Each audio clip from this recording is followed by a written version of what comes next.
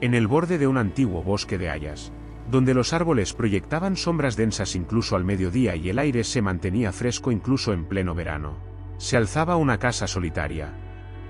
Construida en piedra, con ventanas estrechas, techo de tejas y contraventanas que golpeaban con el viento occidental, la casa parecía haber brotado del propio suelo. El musgo se aferraba a la base de sus muros, y enredaderas verdes cubrían su lado sur. Aquella era la casa del guardabosques.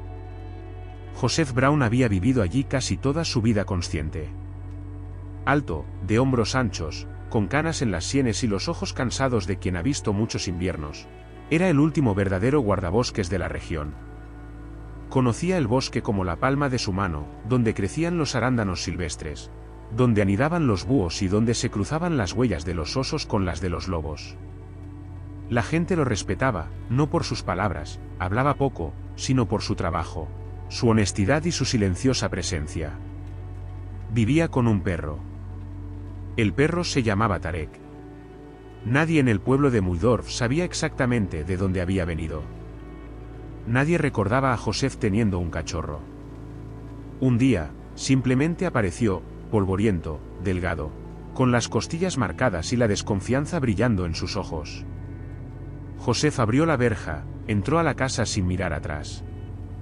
Tarek lo siguió y nunca se fue. Tarek creció hasta convertirse en un perro fuerte, de pecho ancho, con un espeso pelaje gris ceniza, orejas cortas y una mirada lenta y reflexiva.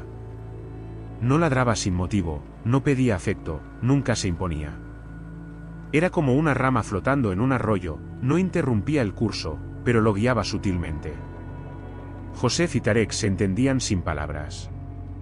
Caminaban juntos los senderos del bosque, vigilaban a los cazadores furtivos, monitoreaban la fauna, y siempre regresaban juntos. Tarek leía los aromas del aire, Joseph los musgos y las setas bajo sus pies. Juntos, se habían convertido en una parte natural del paisaje. Joseph rara vez visitaba el pueblo. Muydorf lo conocía como el hombre callado con el perro que vivía al borde del bosque. Lo respetaban en silencio. La tienda siempre guardaba pan fresco para él, sin preguntar si vendría. Los niños traían galletas secas para Tarek. Los adultos dejaban latas de té o tabaco en el banco frente a la tienda. En los domingos cálidos, Joseph a veces se sentaba en el banco bajo el viejo olmo, sorbiendo té de una taza metálica, observando las nubes flotar sobre las copas de los árboles. Tarek yacía a su lado, con las orejas atentas a cada sonido, ramas que crujían, alas sobrevolando, el susurro de la vida entre los árboles. Ese verano, Joseph sintió un cansancio diferente. No del que se va con el sueño, sino el que se instala en los huesos y no se marcha. Su tos empeoró. Caminaba menos. Tarek lo notó. Permanecía más cerca, lo observaba con más atención. Una vez, cuando Joseph cayó cerca del cobertizo, el perro se colocó bajo él, le ofreció su lomo y se mantuvo firme hasta que pudo levantarse. Unos días después, una ambulancia se detuvo frente a la verja. Frau Elsa, una vecina, había llamado al médico al no ver humo saliendo de la chimenea durante días. Joseph no llevó bolsa, ni libro, ni taza. Se puso la chaqueta y caminó hacia la furgoneta. No miró atrás. Tarek permaneció inmóvil en el porche, con la mirada fija en el sendero vacío. Tarek no se movió de su sitio durante 3 días. No comió. No entró a la casa. Al cuarto día, se levantó, dio una vuelta al patio, olfateó el viento y se internó en el bosque. No caminaba como un cazador, ni como un guardián, sino como quien siente un llamado. En algún rincón del matorral, captó un aroma, fresco, desconocido. Un niño.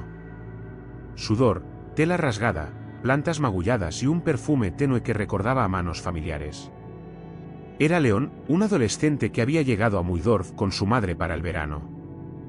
Solía visitar a Joseph, preguntando por ciervos, aves y huellas. Llevaba un cuaderno, binoculares y una sed por la soledad. Joseph le había advertido que no se alejara demasiado.